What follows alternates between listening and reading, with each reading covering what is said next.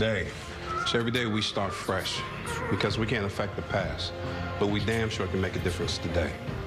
Welcome back to another episode of Shop Talk. Today we are discussing 8/11, appropriately titled Aftermath, which dealt with Lucy's return to work after her attack, and not only the return of Liam Glasser and Harrison Novak, but the return of Skip Tracer Randy as well. So we'll break everything down for you guys after we go over a bit of news.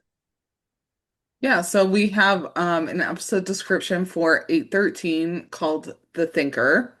Bailey gets a new role and a ride along with Nolan goes awry. Meanwhile, the team looks to recruit new members and it airs March 30th. So, the team recruiting new members, when I saw that, I instantly thought of that promo video that they made in like what season 1 or season Yeah, so 2? did I, where they were Yeah. like please join the LAPD, and I was like LADP or whatever, like Yeah. they kept messing it Yeah. up. Yeah.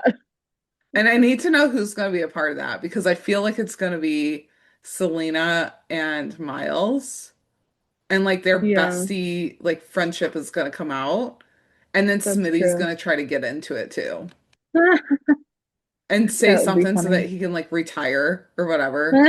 Like, come join so I can retire, whatever it is. Like, Yeah, that's true. I could yeah, see that. yeah. Yeah. But yeah, that should be interesting, especially because next week looks like we're kind of like going over and like gonna see Bailey's like kind of end of the Pentagon stuff. Hmm. So Yeah. yeah. Yeah. And then TV Insider published a joint interview with Alyssa and Sean. So be sure to check that out. There's like a lot of Lopez buzz um Hmm.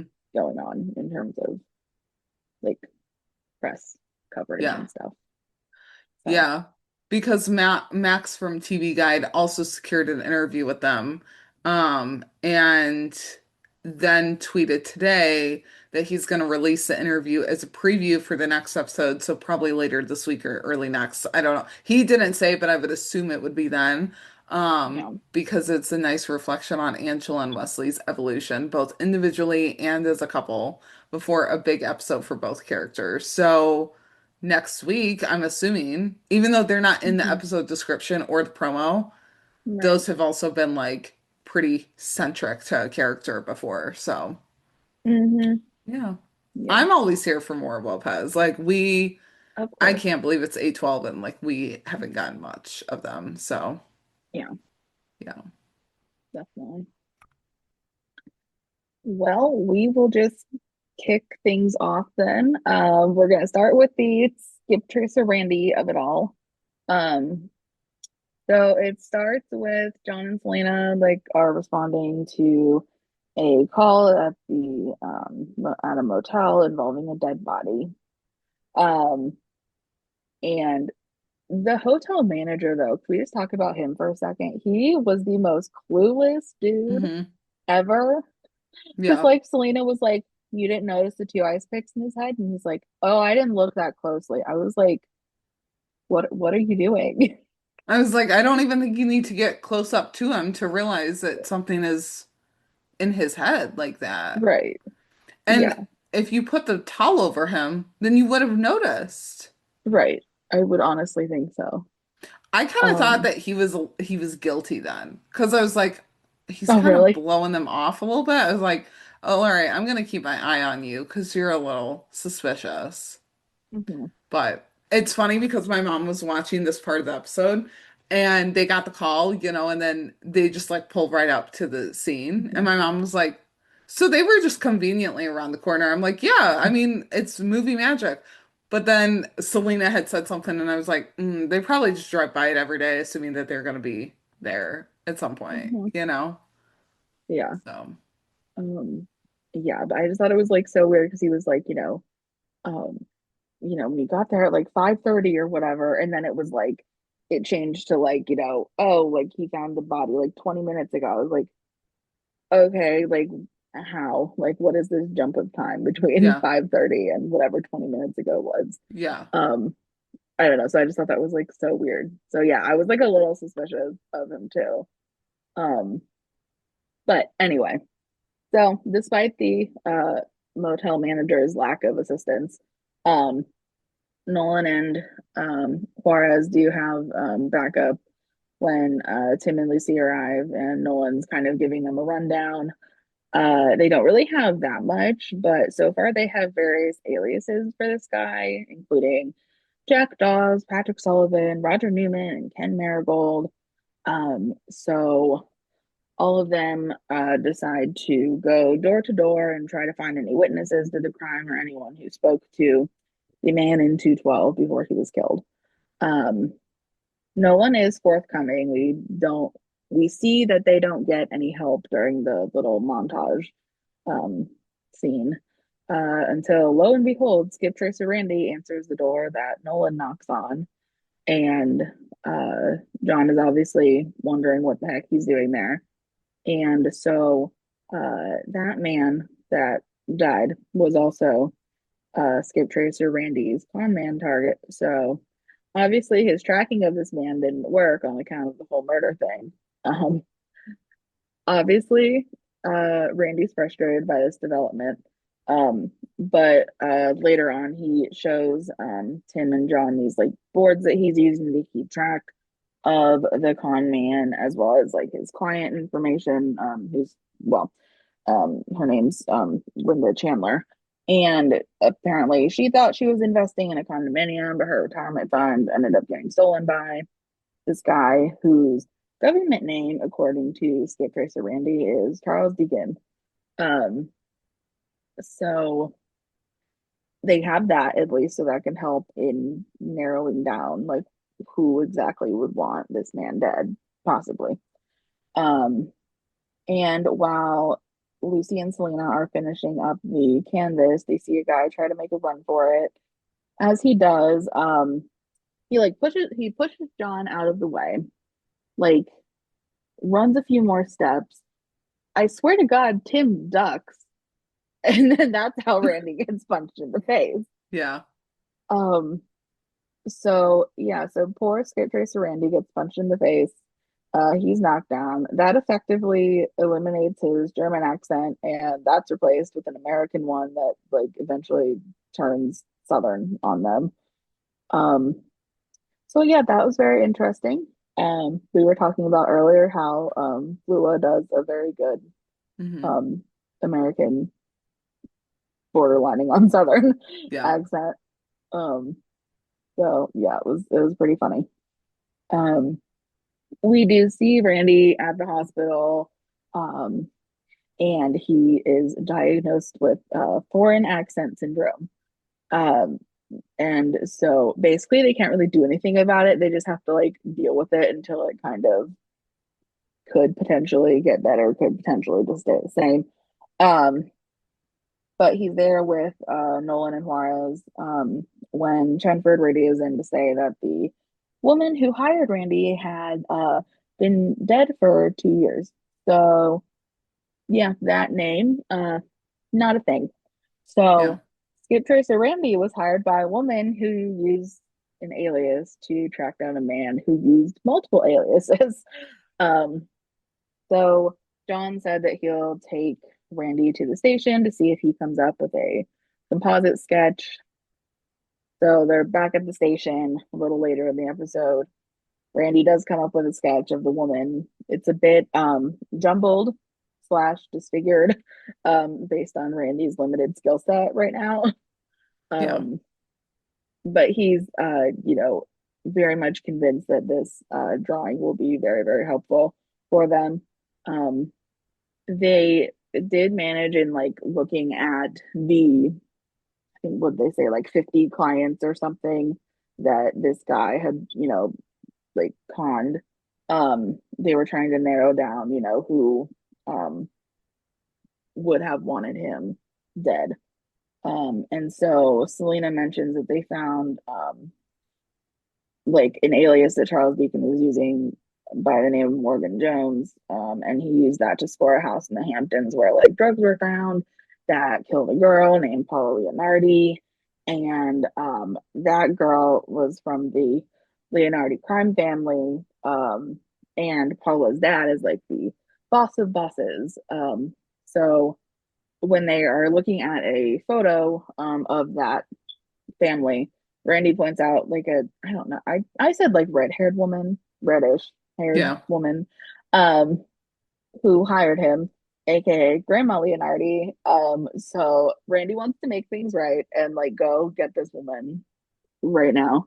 But John wants him to go home and lay low. And um, we then see Nolan telling Tim how he spoke to New York agents about Sabina Leonardi, who's the grandma. And she's old school when it comes to avenging her granddaughter's death, so it's like a family obligation for them to take care of it like in-house. And since Randy's ID won't stand up because of his head injury, they're pulling records to like prove that she's in LA. Well, they're working on doing all of that. Randy calls John from the motel and tells him that he asked Sabina to meet him there, where he'll get her to confess. An insane plan, John thinks, considering Randy's the only loose end left. So they'll kill him if he puts too much pressure on things. Um, so he's in the motel waiting for Sabina when two guys roll up in a car. So he goes out to the balcony and asks where Sabina is, and then a knock is heard on his motel door. So he goes to check that.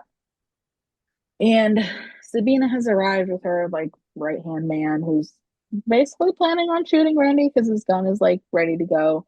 Um, Randy gets it in the face, and in true Randy fashion, though, asks the guy to hit him again, if only to get his accent back.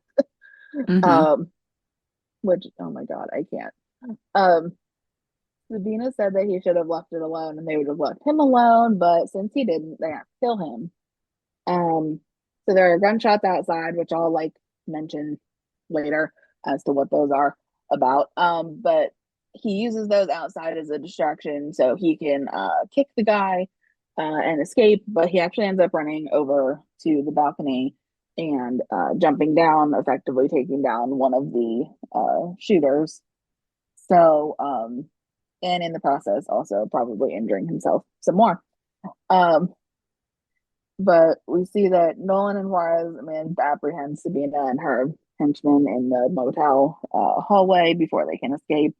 Um, and then it like automatically cuts to like Nolan outside helping Randy, who now speaks normally. Well, for him anyhow, in his German accent, thanks to the brain damage he sustained after the fall off the balcony. So uh, we see him back at the hospital and he's gotten a bunch of tests done and he has a brain bleed, but hopefully won't need surgery. He just needs some close monitoring. So Randy could not be happier to have this happen though, because he has his accent back. So Yeah.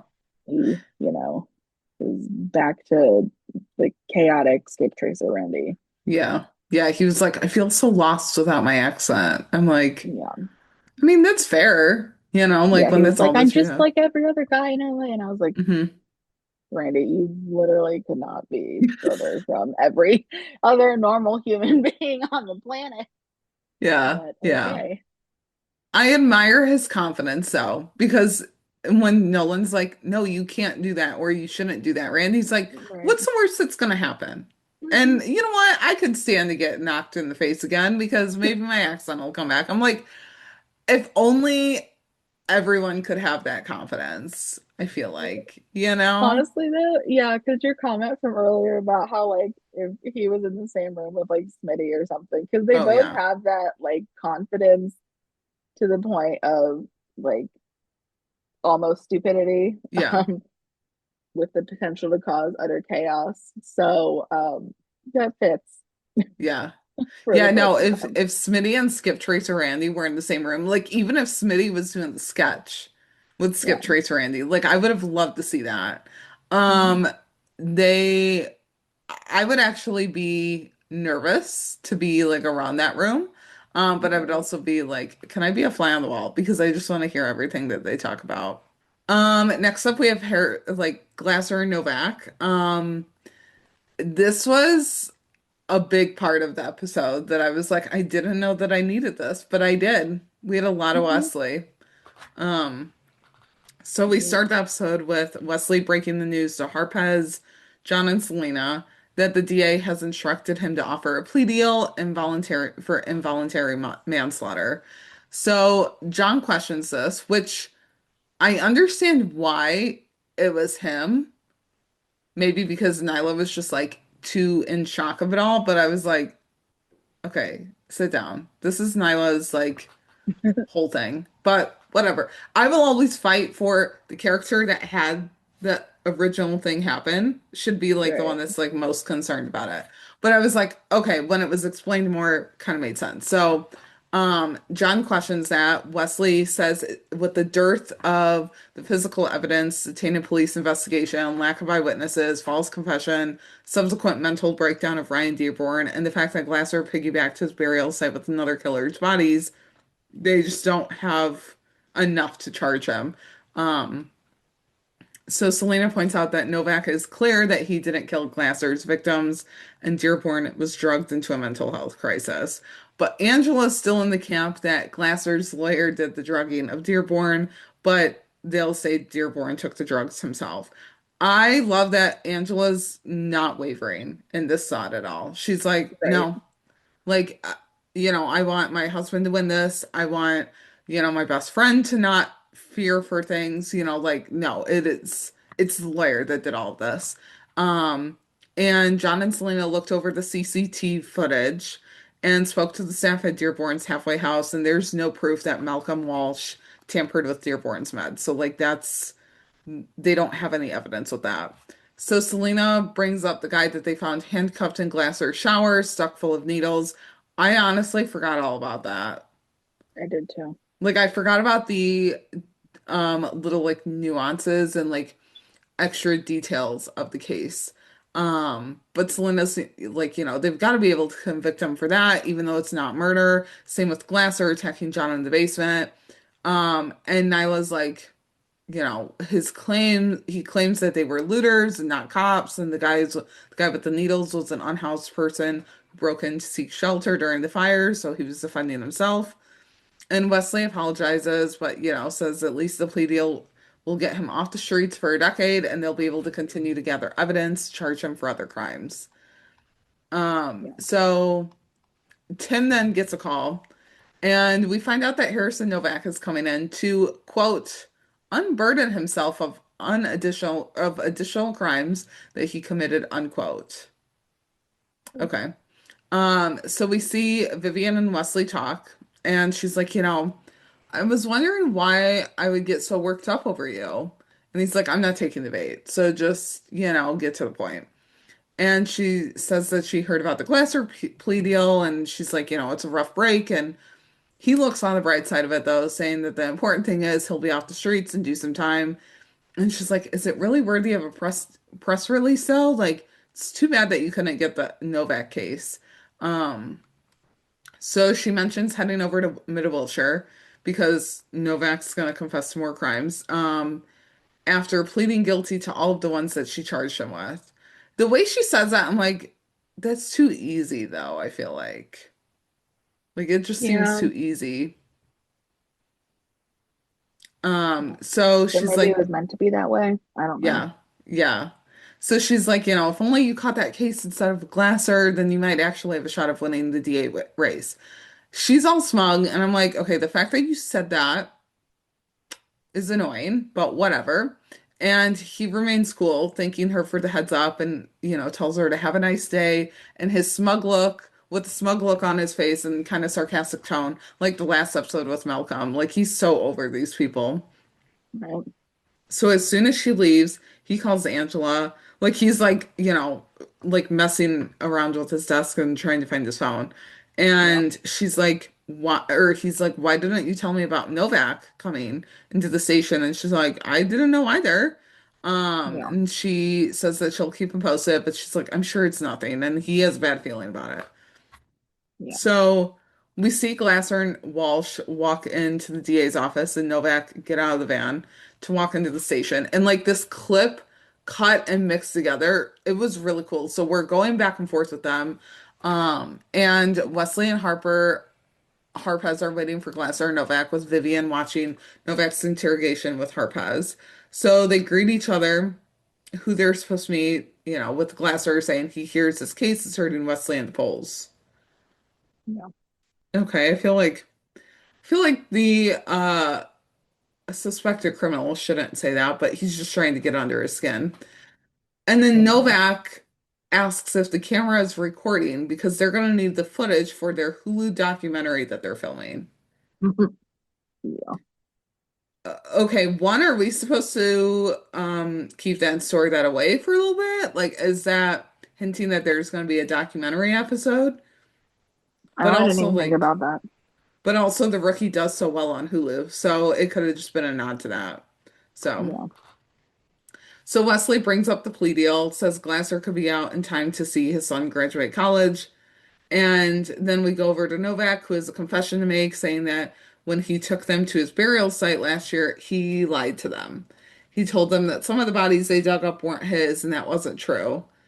And right, like when Angela and Nyla hear this, it gets them to be like, okay, so something's up. Like, Right. why is he just immediately saying this? So we go back over to Glasser and he asks Walsh if he takes the deal. Like, that's the same as pleading, right? Pleading guilty, right?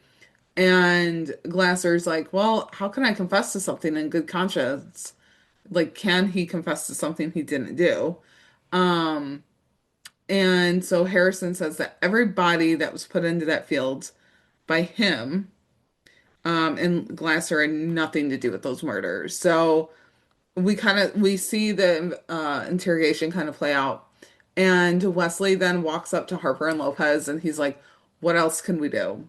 So they think that they can turn it around though. Wesley's like, the timing can't be a coincidence that Novak just confessed to Glasser's murders. And Wesley says that Glasser basically laughed in his face when he made the plea offer, like he knew Novak's confession was coming. So Angela's like, we'll figure out the confession later, but right now we need to blow a few giant holes in Novak's fake confession and send him back to prison. And I just love how this entire episode, like, she kept reassuring Wesley that they've got this. Mhm. She was like, we've got it. Like, it's gonna work out. It's gonna be fine. Yeah. Um, so Harpaz is sitting with Novak again, and he's like, I wanted to keep my MO unpredictable, and so I killed men and women. And he just buried the dudes in a different area because he didn't want them mingling, as he says. So Angela mentions that all of the men were strangled while the women were bludgeoned. And Wesley and Vivian are hearing all of this, and Wesley just looks perplexed. Like you can tell that he's like wanting to question Vivian or just wanting to like watch her body language, but isn't wanting to let on to any of this. So Harper mentions the needles, and she's like, are we supposed to believe that Novak only injected the men with foreign substances and not the women. And Novak says that the men were there for a very different purpose, to be tortured physically, whereas with the women, it was much more psychological. Um, so Nyla suggests going case by case, and she confirms that all of the men were strangled. When Novak answers yes. And then backtracks and he's like, well, wait, there was actually a victim that I killed with a hatchet that I kept in my car. Um, and Wesley's like, that information was never released, not even to family, and looks over to Vivian, who just keeps her gaze into the interrogation room through the window. And I'm like, she's guilty. Because why wouldn't she have looked at Wesley with that? It was weird. Yeah. So you can kind of tell that Wesley's putting things together. Novak is talking more about his victims, one that was the only one that he actually knew while he was a patient at Westview, who would restock the vending machine when Glasser had the day off. Another was an unhoused man he abducted out of an encampment. And then Novak picks up a picture of a victim and he's like, this one? It's not mine. So he goes to victim number three, explains how he found him, how he killed him, saying that he has a feeling that that little detail didn't make the papers. And we see Wesley just continuing to work through all of this in his head. So as Yeah. Harpaz is debriefing after that interrogation with Novak, Harper's convinced that Novak saw Glasser's file, and that's the only way that he could know all these details. Lopez is still in the camp that Malcolm washed Joe Ryan Dearborn with the drugs and has now convinced Novak to come in with a false confession. Wesley comes over and says Malcolm Walsh was just brought up to speed on the confession, but he didn't want to rub it into Wesley's face. And Angela's like, no, it's because he knew it was coming and didn't want to overplay his hand. So there's no luck tying him to Novak in prison, but Malcolm does represent two prisoners on Novak's cell block. So it would have been easy for him to communicate through one of them. Um, so plus Novak's been would have been following all the details of the case, the public details at least, through the media. And so all Malcolm would have had to do was fill in the blanks. So Nyla says that there's one other possibility, though, a simpler path from the DA's office to Novak. She mentions that Novak's been representing himself and would have been dealing directly with the ADA prosecuting his case to negotiate the plea deal. His ADA is Vivian Eckert. So Wesley questions if they're saying Vivian was the one to spill Glasser's secrets. Wesley can't believe it. She's ruthless, but conspiring with a serial killer to put another serial killer back on the street is just beyond her dirty trick. So Nyla's like, is it really out of left field though? I mean, she was running unopposed. She had the job in the bag, and then, Wesley jumped in front of her path, and now she's got to get Wesley out of the way quick. And Nyla's like, it makes sense. I mean, and so Wesley gets a text about an emergency hearing that's been scheduled with Judge Sinclair to discuss the admissibility of Novak's confession. So Nyla would bet that Malcolm had that request teed up and ready to go. And everything just seems too coincidental at this point. Like, Right. I mean, Vivian being there, like, yeah, it just seems too coincidental. So Wesley takes a deep breath and says, like, in a defeated tone, I'm gonna lose the Glasser I'm gonna lose the Glasser case and the DA's race. And Angela's like, don't give up. Like, the judge is a straight shooter. We're not done fighting. You can just see, like, the worry and the sadness written all over her face. Like, Wesley is someone who didn't really want this at first, and now, like, he's all about it. Um, Nyla can't believe that this is happening, and Angela still has faith in Wesley. She's like, he'll find a way. He has to. At this point, like, who do you think is guilty of this? Do you think Vivian and Malcolm are working together to take Wesley down, or is it just one of them? And if so, who? Um, I don't know, because like originally when they kind of pitched the Malcolm idea, I was like, oh, maybe.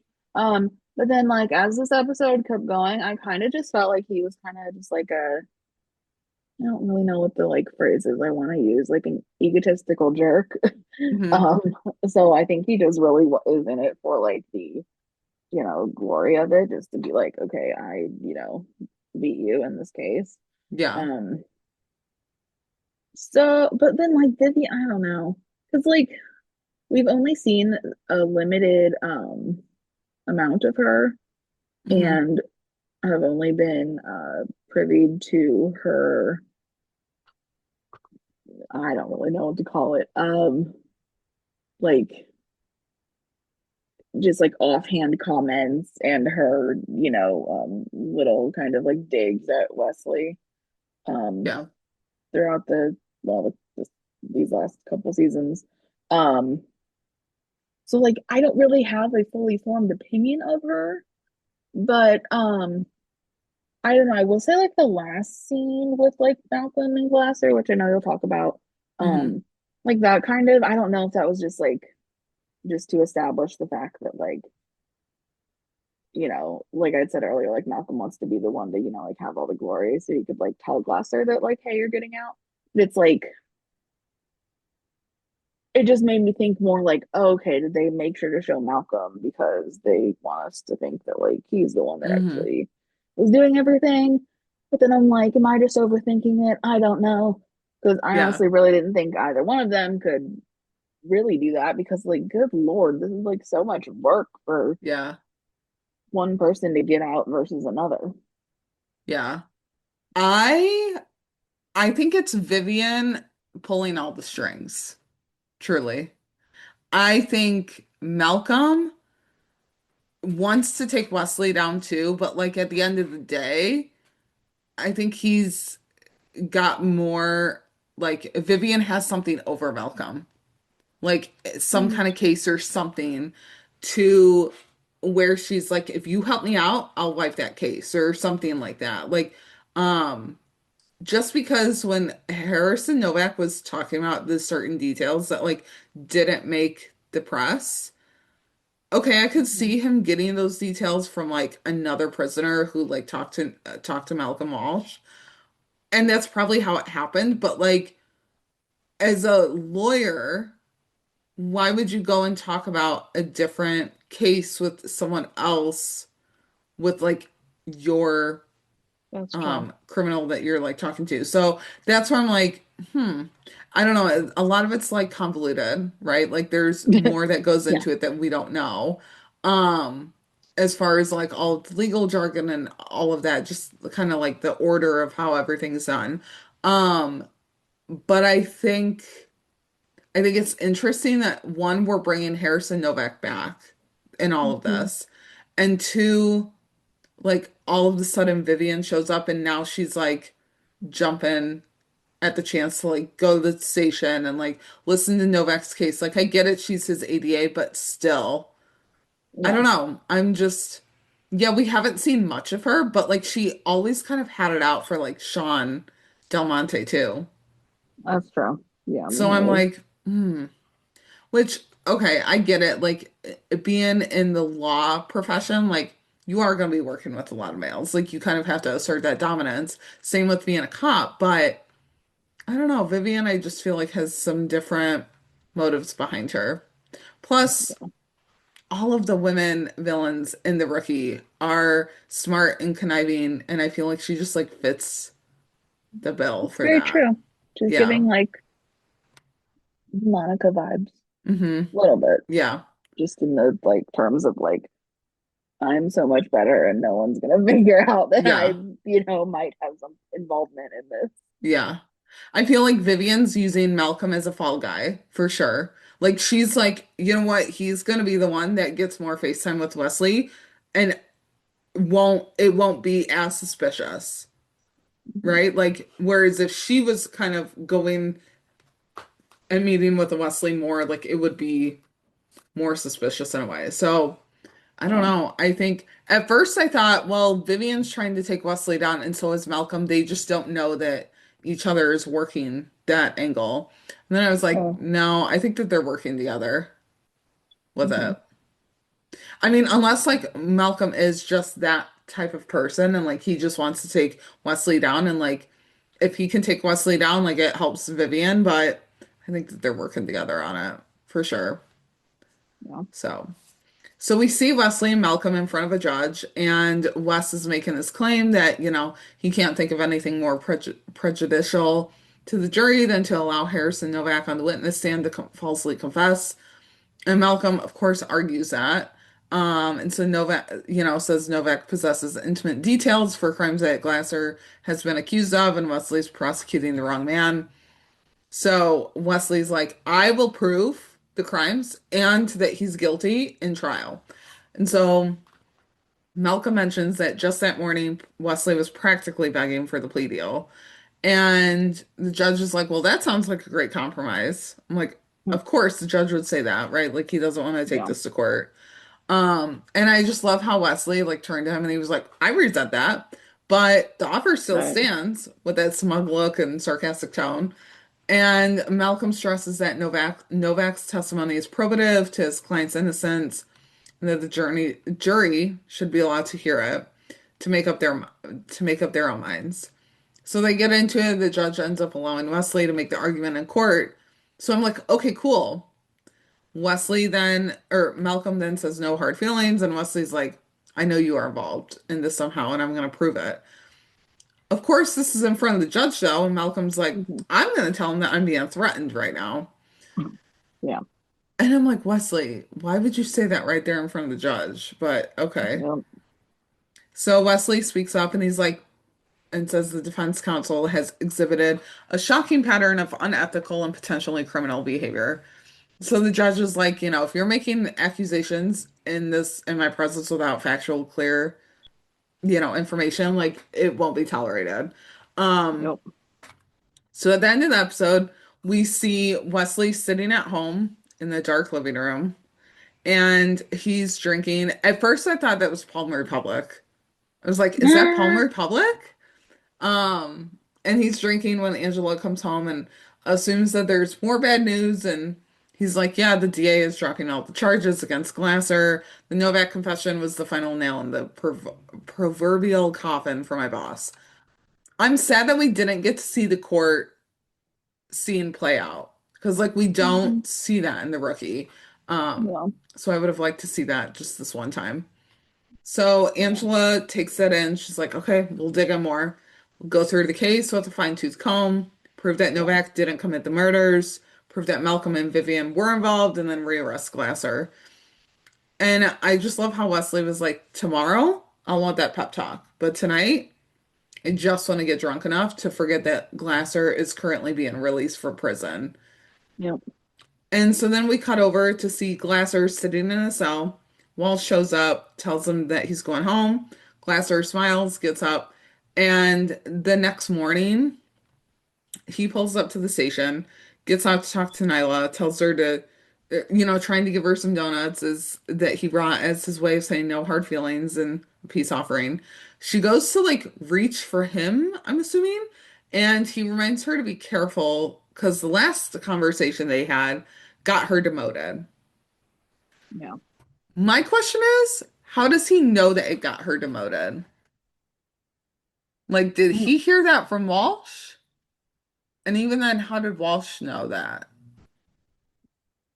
I don't know. There's something there that I'm like, okay, I need more information. I'm clocking that I for don't know next either. I guess time. I didn't think about it. I didn't think anything of it when he said it, but yeah, because how would he know that? Because now it was like investigated by IA or whatever, because like Wesley had to turn her in Hmm. to them. It wouldn't really have anything to do with the um district attorney's office. I guess Walsh would have known because it would have been in the papers, and then like that would have been the settlement that they agreed on or something. Yeah, well then I guess like since Nyla did like her deposition or whatever, Hmm.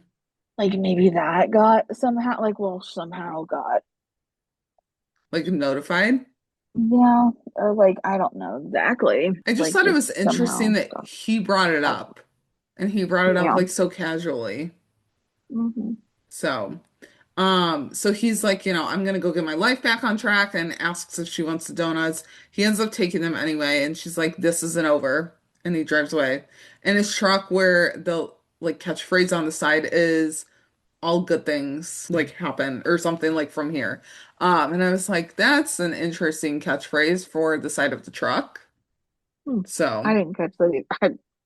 I obviously was not paying attention to that scene. Oh, yeah, but yeah, that's it for the Glass or Novak of it all. yeah. So next we have Chenford and well, Chenford slash Smitty. Um, so it starts off, we see Lucy's laying in bed with the sheets like pulled over herself. When Tim comes in and she reassures him that she's up, and like actually pulls herself up to sit. Which, same girl. Like, I lay in No, bed I and do that know. too, contemplating everything Yeah, with it the was sheet so over my head. relatable. Yeah, so Yeah. relatable.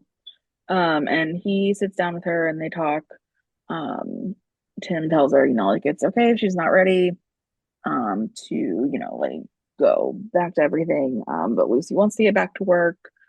Tim told her, about how close he was to picking out a coffin and putting her in the ground, over the last, couple weeks. Like, had she not done what she did in order to stay alive.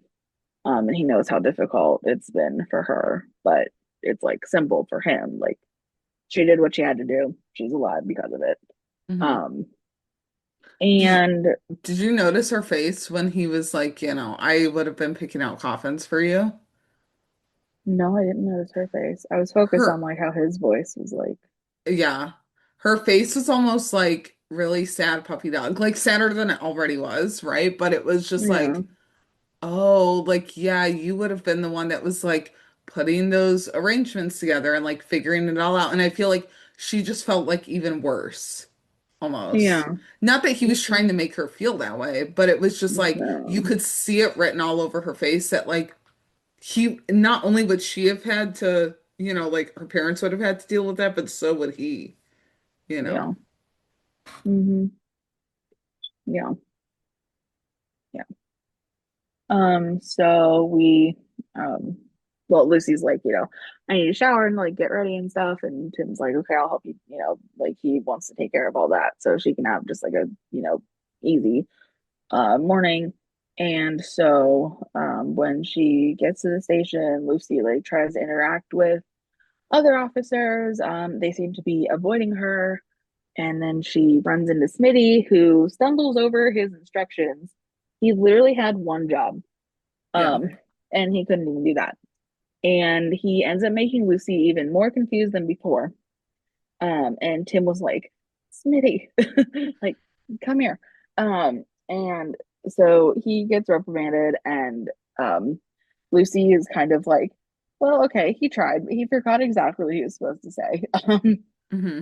So I just thought that was kind of, like typical Lucy. Like she always wants to try to just be like, you know, see the best in everyone, Yeah. um, even Smitty.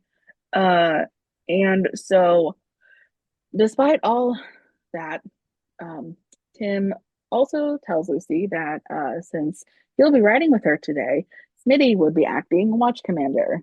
Um, and he just has to, sit there in a few Zoom meetings. Tim's already turned off the computer's mic, and basically he just gets to have a free day, which of course Smitty will take full advantage of, as we see later, because when Chenford's on patrol, Tim checks the surveillance camera to see what he's up to. And sure enough, he's like rifling around the office and he finds the famous baseball that Lucy got Tim for Valentine's Day. And both Tim and Lucy yell at Smitty to put it down, even though he can't actually hear them.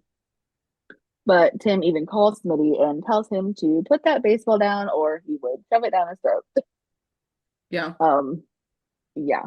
So that was kind of funny because originally Lucy was like, he can't hear you. And then as soon as, Smitty had the baseball, she was like, put that down. Yeah. Um, so yeah, obviously, they care a lot about not only the baseball, but just the the Hmm. state of Tim's office. I or love what would how I love how Smitty was like, how do they know that I'm messing with it? And he was like right, winding up like he was gonna like throw the ball. right. So they called it like the most perfect time without even like really knowing. Hmm. So, Yeah, yeah. And prior to Smitty's comedic timing, Lucy was like imitating Tim's classic, TO sayings about like toughing it out on the job. Even though he's now wondering if her first call should be to respond to the motel that Nolan and Laura's were at, that I was talking about earlier. She doesn't mind. So they do end up responding to that. Um, and a bit later, when they're back in the shop, Tim checks the camera again when Lucy points out that it looks like Smitty hasn't actually moved from that spot in a while. Turns out Smitty put a photo up for the camera, taking the time to like find one or pose for one, print it out just to hide behind so that they wouldn't see what he's actually doing, slacking off and or eating candy of some kind. hmm. Um, and Tim doesn't understand his level of laziness and wonders why Smitty can't just do the job. Um, and Lucy's like, because it's his passion. Like, that's just what he does. Yeah. Again, Lucy seeing the best in everything, which was like kind of nice because like we got to see a little bit of her, like laugh a little bit and like, kind of have that normal Lucy Yeah. essence going on, I guess. Yeah. Of course, that doesn't last long though, because when they are outside the station, like in the beginning of the parking lot, um, a woman confronts Lucy saying she's Martin's sister and she wants to know what happened to him. And we see Lucy sort of stutter and like try to start to explain anyway why what she did. Um, and that's like interspersed with a couple flashbacks of Martin from last episode. And Tim steps in and gets Lucy away before turning back to the woman and explaining that she can't talk to Lucy about the case. And, the best thing for her to do would be to, get in her car and leave. Um, but you see Lucy looking to the woman with like major sympathy and compassion. Like, she wants to talk to her despite Tim's orders. Um, Tim then tells Lucy she's basically benched for the rest of the shift, aka not on patrol anymore. And she asks if that's, boyfriend Tim talking, but he says it's not. It's, that's Watch Commander Tim talking. So, and it's like you could see, like, as they ended that, like, on that note, that, he was not liking having to say that, and she was not, obviously, not liking to hear it. And so Tim is obviously stressed to the max with everything that's going on. He's very aggravated by Smitty still sitting in his office because we see Smitty's wearing sunglasses and mentions that he has a food order coming. But before he can do much else, Tim is checking the picture at him and ordering him to get out. Yeah. So poor Smitty. And he's like, oh, well, that stapler was also broken when I got here. Yep. I was like, dude, what was he even doing with the stapler? Like, right? What? Yeah. And I love how he was like, I need to cover for myself. Like that stapler was already broken. Pretty sure Yep. Tim doesn't really care about it. And also I feel like we've seen Tim messing with that stapler. I mean, probably, yeah. Maybe not, but Yeah. So Tim, like we see him like kind of clean up a little bit of the like remnants of candy that are left there, and then he kind of does a, like takes a breath, like does the like kind of meditation like gesture with his hands. So he just like literally takes a second to chill out. And then later when he needs backup to respond at the motel for when Skip Tracer Randy goes rogue, Lucy radios in and says she's a few minutes out. So obviously she didn't listen to his earlier orders of, staying off patrol. But she, frames it as she didn't want to leave patrol without their supervising sergeant. So that's why she's, out and about. Tim tells her not to engage and wait till more units arrive. Of course, when Lucy gets there, she sees the two men that are outside of that car in the motel parking lot and radios in to send another unit. Before she knows it, she's taking heavy fire and returning it as well from like kind of behind the shop window door that's partially ajar. And we then see Tim roll up and shoot out of his windshield with one hand while driving with the other, just because Lucy was taking heavy fire and he was able to take one of the guys down, the one that Randy did not tackle. So both of the criminals are down for the count. So that's good. Later we see Tim and Lucy walking out in the parking lot, and they're talking about earlier, and she said how, his orders were wrong and patronizing, and she needed him to trust her, and he's sorry that he didn't listen and or trust her. And she's sorry for how things went between them. And Tim asks Lucy what she needs right now, and she tells him that, even though he's not going to like it, she needs to talk to Martin's sister, Joan. Even though that goes against like every cop rule in the book. She says she needs to be a good human first in order to be a good cop. So, and Tim like kind of nods and seems to understand that. So then we see towards the end of the episode, Lucy meets up with Joan, Martin's sister, and talks to her about the Westview attack, saying how, a dozen people, including Martin, were deranged from the chemical exposure, and he attacked Lucy when she was fighting off someone else.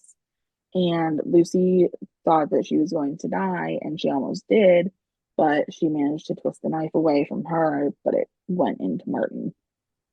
And Lucy told Joan that there was like no mercy, no humanity. There was nothing left of Martin there behind his eyes. It was all gone. The poison robbed him of that. And so she explained how sorry she was, but that she would have been dead had she not fought back. She's obviously like very emotional about it, trying to, like as best she can piece this all together for Joan. Um, and Joan appreciates Lucy's honesty and, like seems to, like believe that that really was her only course of action was to do what she did. So it like ends there for Lucy. So like obviously she's still like upset, but like I think there's a weight that's lifted from Hmm. her, Yeah. presumably from that. So yeah. Yeah, I did see someone commented on, I think you had tweeted about it last night. And they were like, hopefully this doesn't backfire on Lucy. I hope not. Yeah, because I mean Tim was very much like it's against, like all the, rules to Yeah. like go and, talk to these people because, like her body cam footage can't be shown because until the lawyers release it. And like, she's just not really supposed to talk to anyone about the Right. open investigation. But I mean, even again, he warned her, he was, well, not warned her, but, just reminded her, like, Hmm. all the reasons why you shouldn't do Yeah. this. But I mean, I think, really needed or felt like she needed to. So, Yeah. yeah, I'm hoping that doesn't backfire on her as well. Yeah. Yeah. And next we have Wuna and Balin. It's just not going good for Gray. So No, he it's checks really in, not. huh? It's really not. I was not No, expecting the it's not. first thing that he said. It's not. He checks in with Tim, asks how Lucy is, and Tim's like, she's fine, how are things with Luna? And he says that he's still living in a hotel. Didn't last week Luna was the one living in a hotel?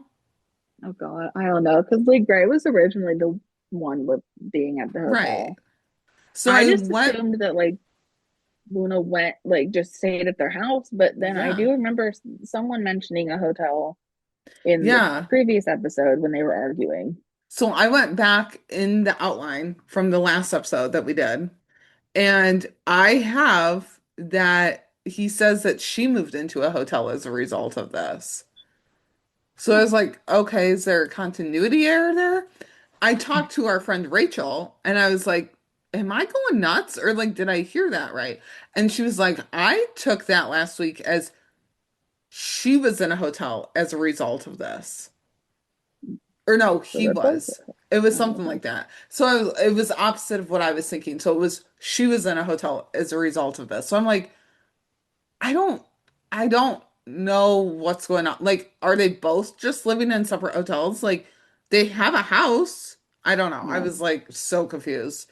So I want to go back and rewatch last episode though, or at least that clip, and see like maybe he just like conveyed it wrong or we misinterpreted it, something, but I don't know. I was like, okay, check that off. Need to go rewatch that.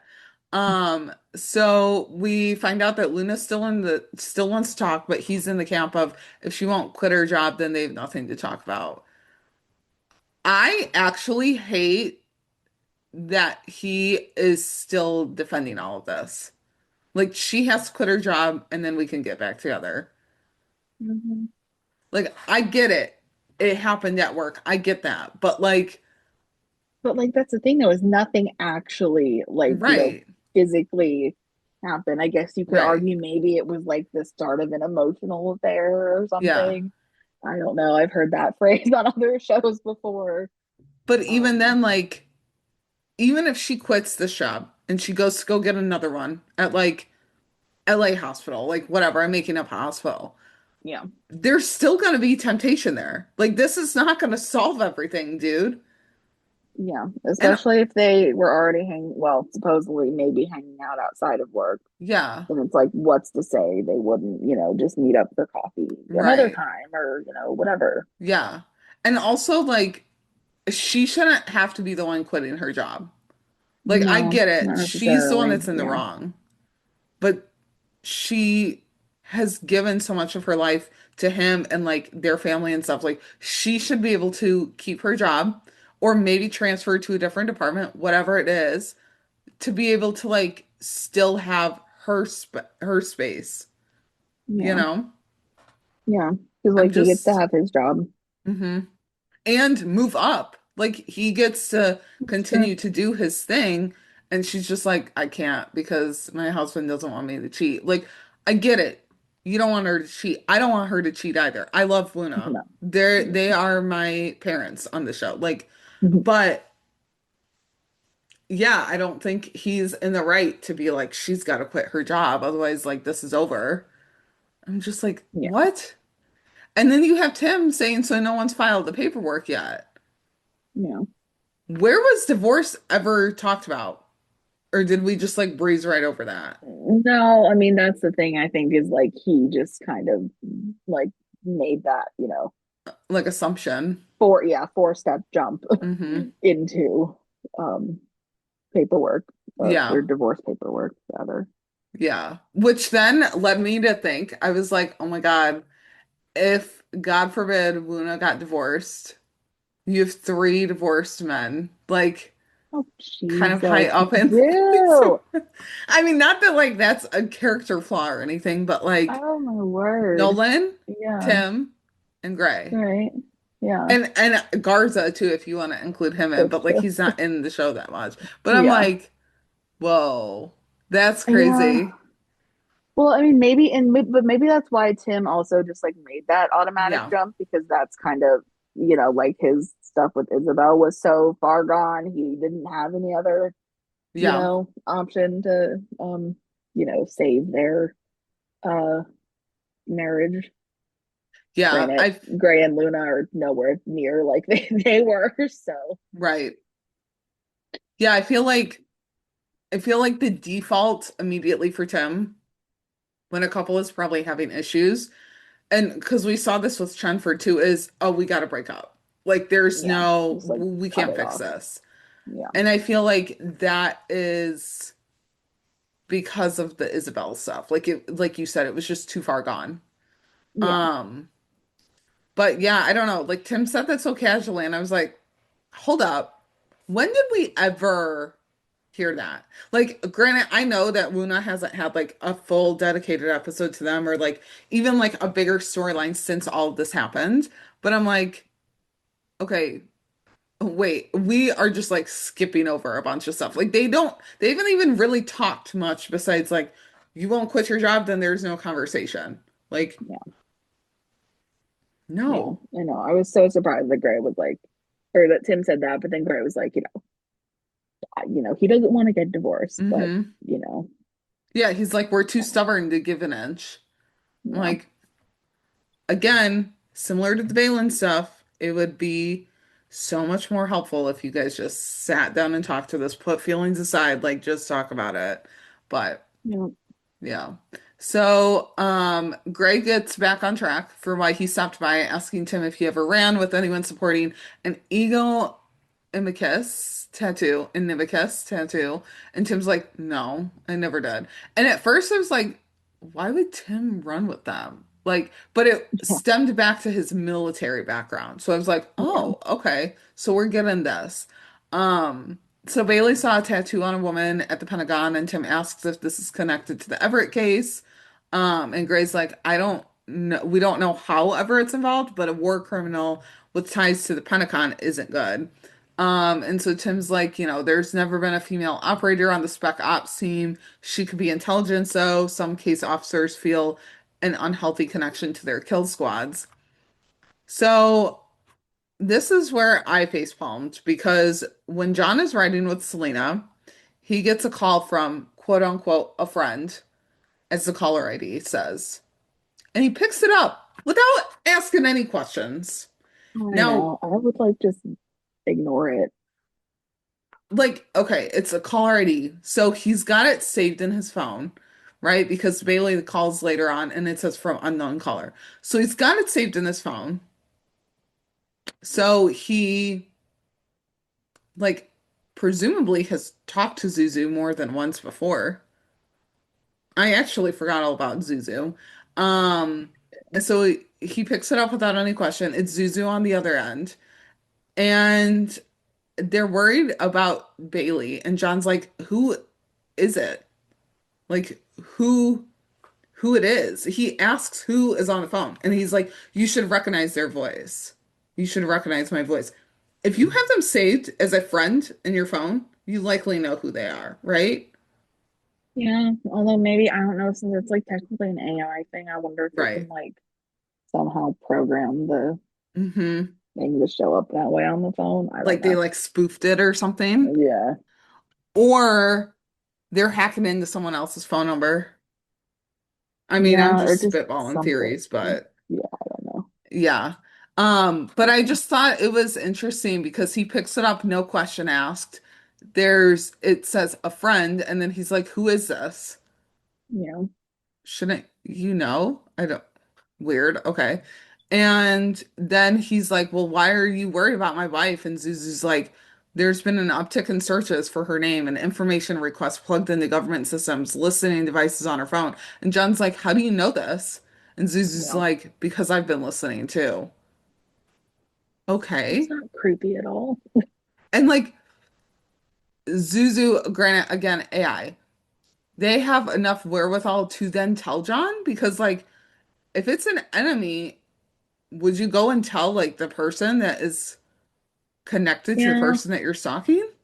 course, I don't know if it's like, like all those chat GBT Hmm. things where people, like they talk to them like they're, Yeah. talking to a therapist or like a, Yeah. long lost friend or something. So maybe it's like kind of like that, like trying to like Right. forge a weird bond of some Yeah. kind. I don't know. Yeah. Well, and AI is taking over literally everything. So, like, it's so Yeah, poignant and, like, important that this storyline is in there, but it's just yeah, confusing because, yeah, like, I don't know. John Nolan just makes some questionable decisions sometimes. Um, so true.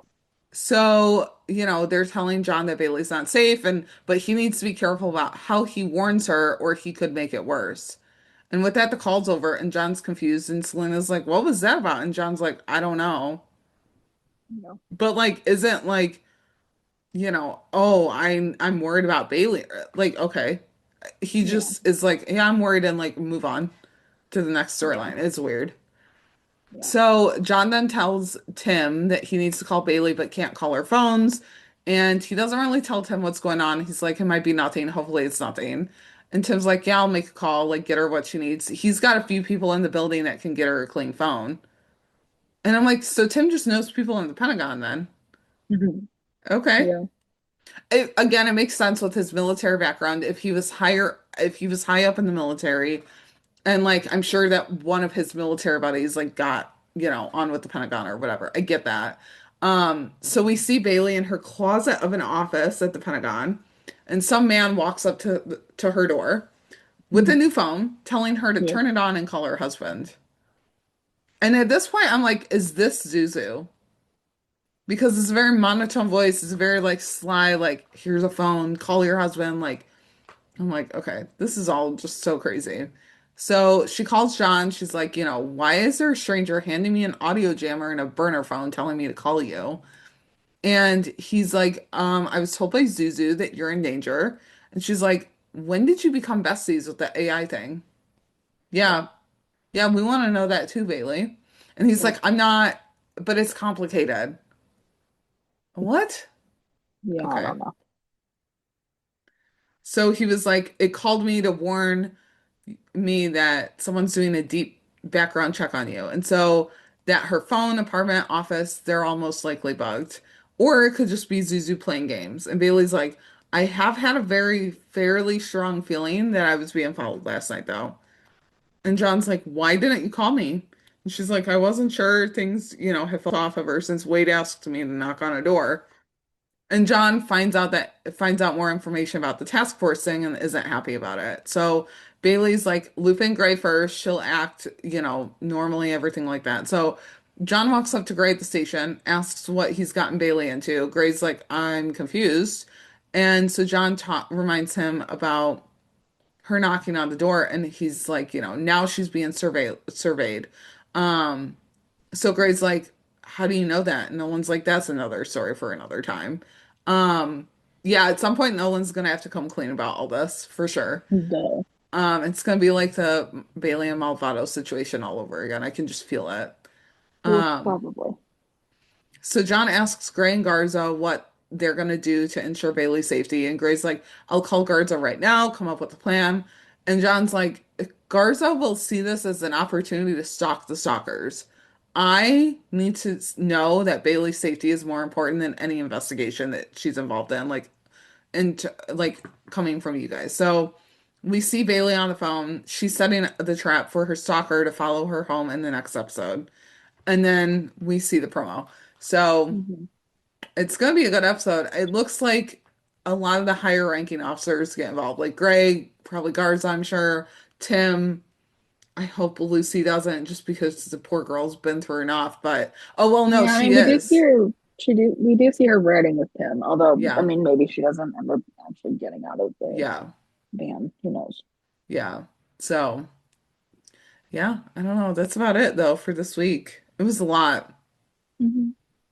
This episode definitely felt more balanced though than last one did, Hmm. like between everyone. So Yeah. yeah. Any other notes? I don't think so. It was a good one. I'm Hmm. excited for next week for sure. Yeah. So I just want to know how it'll all play out. yeah. Yeah. But with that, you guys can find us on Twitter at the Shop Talk Pod underscore or email us at shoptalktherookiepodcast@gmail.com with all of your thoughts. You can find us individually on Twitter as well. I'm at jstark804. And I'm at Carrie Hyman. And we're on TikTok as well at the Shop Talk Podcast. We also have merch at shop-talk.dashery.com. We do have a schedule change for next week. We will be dropping our next episode on Thursday instead of Wednesday. Yep. So there's that. But we'll be back next week to live tweet, share promo photos on social, like all of that jazz. Yeah. So yeah, we're just dropping an episode a day later. Bye, guys. Go get him, boo.